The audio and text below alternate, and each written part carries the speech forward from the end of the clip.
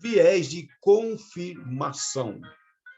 Esta é uma concepção largamente utilizada dentro do curso de perito aeronáutico e também dentro do curso de comunicação e oratória. Ou seja, é uma concepção muito importante na vida pessoal e também na vida profissional, seja qual for a área de atuação deste profissional. Olá, tudo bem? Eu sou o professor Calazans e este é o nosso assunto de hoje.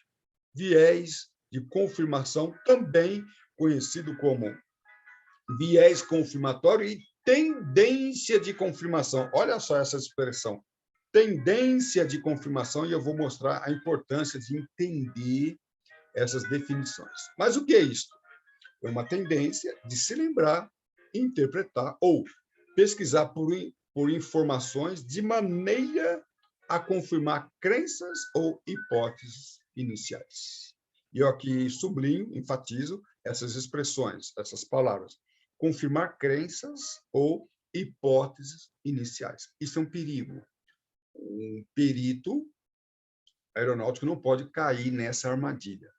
Um bom comunicador também não cai nesta armadilha. Às vezes, a pessoa é tão presa a crenças ou hipóteses iniciais que se prende de tal forma que impossibilita, impede de ver mais coisas em relação àquele determinado assunto. Eu dou aqui um exemplo. Vamos supor que um determinado acidente, um perito aeronáutico ou qualquer pessoa considere que o piloto é culpado. Isso é um perigo, porque inconscientemente, sem que ele perceba conscientemente, ele vai produzir evidências ou provas no sentido de confirmar aquela crença inicial, de confirmar aquela hipótese inicial. E aí ele fecha o seu olhar e isso impede que ele veja a responsabilidade ou culpabilidade de outros personagens envolvidos naquele acidente. Na minha opinião, foi o controlador, Calazans. Não, na minha opinião, foi o mecânico. Então, um perito aeronáutico, repito, isso vale também para a vida profissional e na vida pessoal, não pode se fechar um determinado assunto. E aí nós utilizamos uma concepção da psicologia, nós precisamos ter um olhar divergente.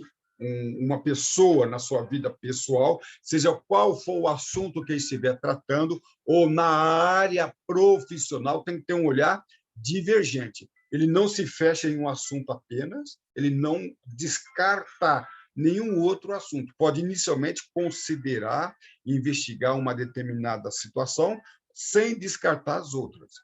Isso é pensamento divergente. O convergente ele se fecha em uma só hipótese, ele tem uma crença e não consegue mais olhar mais nada. Eu vou dar aqui um exemplo muito interessante que ocorreu em 1979 nos Estados Unidos, em uma usina nuclear.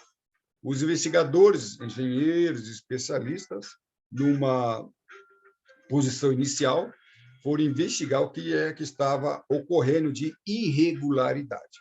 E houve informações contraditórias.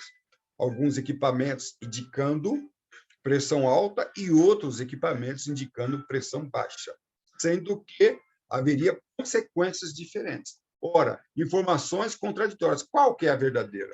A pressão alta que pode resultar em explosão ou a pressão baixa que pode resultar em fusão nuclear? Então, tinha essas duas informações a serem levadas em considerações. No entanto, a pressão alta era informação falsa, isso foi descoberto depois. E a pressão baixa era a verdadeira. Só que eles levaram em consideração a informação de pressão alta, desprezaram, ignoraram a de pressão baixa. Olha só, se eu tenho duas informações contraditórias, eu tenho que ter um pensamento divergente. Qual é a verdadeira, qual é a falsa? Isso precisa de uma investigação. No entanto, eu preciso levar as duas em considerações. Tomando-se como viés de confirmação, eles levaram como hipótese inicial e permaneceram nela a informação falsa. E aí, vamos lá? ignoraram todas as evidências contraditórias de outros monitores.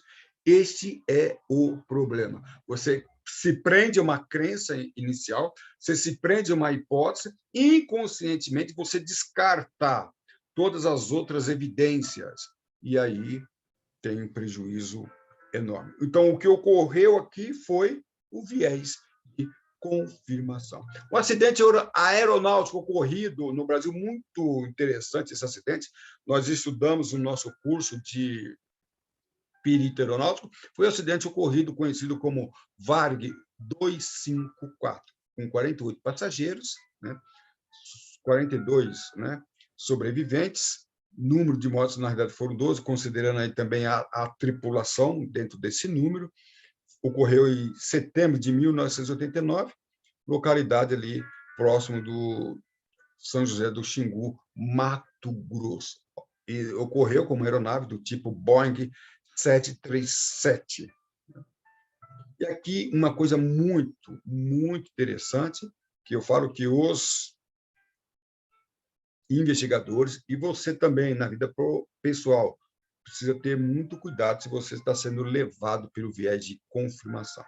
O que ocorreu, dentre várias coisas que nós poderíamos comentar, foi que, no último trecho do voo, na realidade, essa viagem ela foi longa, saindo de São Paulo e percorreu aí várias outras cidades. Mas vamos analisar o último trecho, que seria de Marabá, Belém. A aeronave deveria percorrer esse rumo 27. No entanto, houve uma incoerência, um erro, e eles, né, confundiram o rumo correto 27 com o rumo 270. Então, o rumo correto a ser voado seria o rumo norte, o rumo 27. No entanto, eles voaram no rumo 270. Então, nós temos aí o rumo correto, sentido norte, e a confusão. Não vamos entrar em detalhes aqui no equívoco da navegação. O que importa é que eles erraram praticamente não, mais de 90 graus na navegação, e inicialmente não perceberam esse erro, tá bom? No entanto, quando as equipes de buscas foram realizar ali a busca, a equipe centralizou as buscas na Rota Azul, o que é lógico, totalmente lógico. Não levaram em consideração a Rota em vermelho, lembrando que era em 89, nós não tínhamos ali visualização radar, então as informações que eles tinham eram as informações relativas ao plano de voo e as últimas informações que o piloto passou, os pilotos, né, o piloto que o grupo passou para os órgãos de tráfego aéreo. Só que algumas informações vieram dando sinais que a aeronave estava nas imediações dessa rota em vermelho. Isso era totalmente ilógico.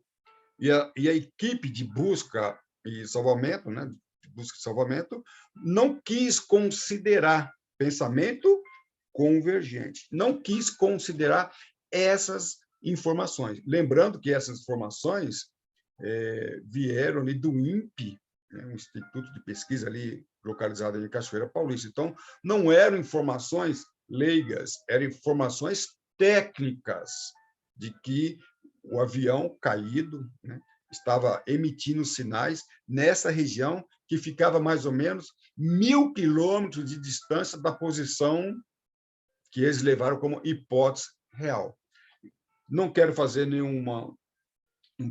culpar e fazer nenhum julgamento de valor em relação à equipe, porque dentro da lógica eles traçaram um padrão de busca se valendo do plano de voo e das informações.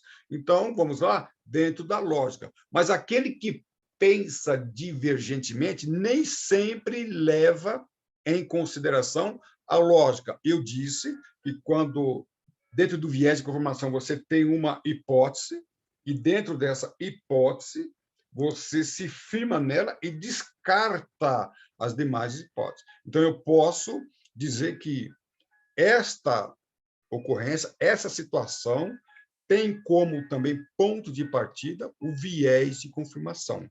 Porque, repito, um perito aeronáutico, ou você na sua vida pessoal, você precisa ter nós, né, precisamos ter um pensamento divergente, de tal forma a não descartar outras hipóteses que são apresentadas. Não que elas sejam verdadeiras, mas não podem ser descartadas. E eu não posso me fechar. Se fecharam tanto na rota em azul que tiveram dificuldade em pensar na rota vermelha. Isto é, sim, um viés de confirmação. O rumo 2027 é muito diferente do rumo 270. Essa hipótese, de início, ela parecia ser incoerente. Lembrando que houve informações de um órgão técnico, não foram informações leigas de pessoas curiosas. E, mesmo assim, tal como a investigação da usina nuclear, mesmo assim, eles desprezaram e tiveram dificuldade, levaram muito tempo para aceitar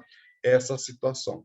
Mesmo porque não aceitaram. O que aconteceu é que um dos sobreviventes saiu da posição lá do local do acidente e percorreu várias horas até achar uma fazenda, e nesta fazenda, então eles fizeram contato via rádio com os órgãos oficiais, e aí sim que eles consideraram. Se não fosse essa atuação, esse ato de heroísmo desse sobrevivente, talvez eles teriam permanecido mais tempo na rota em azul. E foi feita uma pergunta. Alguns sobreviventes vieram a morrer depois de alguns dias. E a pergunta é: se a equipe de busca tivesse levado em consideração, já no início, a informação dessas posições que a princípio eram incoerentes, será que mais vidas teriam sido salvas?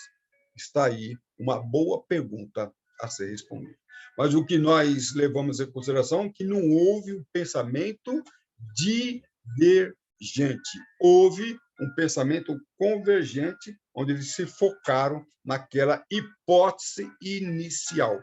E aí, levando em consideração o curso do professor Calazans, leva em consideração a concepção da neuropsicopedagogia, ou seja, neuro, onde nós vamos tratar do cérebro, psico, da mente, do processo cognitivo, e a pedagogia, a maneira de estudar, a maneira de ensinar, a maneira de aprender, e, mais importante ainda, a maneira de aplicar o conhecimento.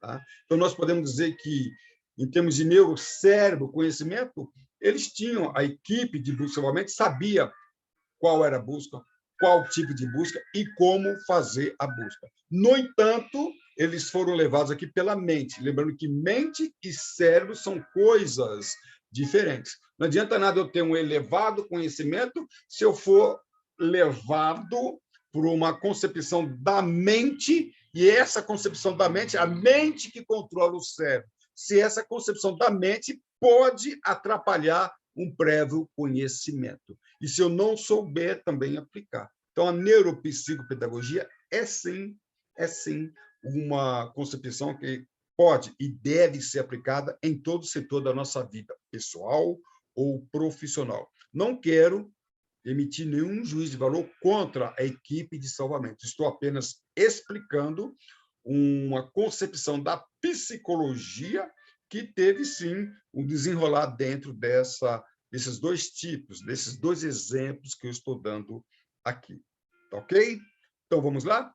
Viés de confirmação, nós temos muito mais a dizer sobre isso, e vamos trabalhar no nosso curso de investigação de perito aeronáutico, investigação de acidentes aeronáuticos, curso de perito aeronáutico, e também dentro da comunicação, porque o comunicador político, professor, jurista, né, principalmente o jurista, não pode entrar nesta pegadinha. Às vezes, um jurista, delegado, promotor, advogado, juiz, já vimos casos que ele se leva pelo viés de confirmação e o processo tem, sim, grandes problemas. Tá ok?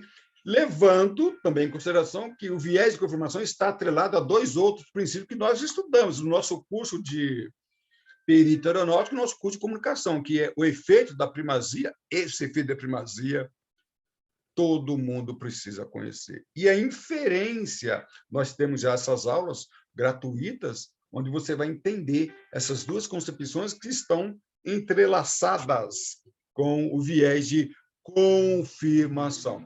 Ok? Estou terminando aqui o nosso bate-papo de hoje. Lembrando que nós fizemos um resumo, esse assunto ele é muito mais delicado, profundo e amplo do que nós pudemos aqui apresentar. E eu faço um convite para que você conheça os nossos grupos, Instagram, Telegram e outros, e aí sim você tem acesso às aulas gratuitas e também informações sobre os nossos cursos na área de investigação, perito, direito aeronáutico, comunicação, oratória. Ok? Para mim, professor Calazans, foi sim um grande prazer tê-los a bordo. Se você quiser voar alto, estude com o professor Calazans. Um aeroabraço e tudo de bom.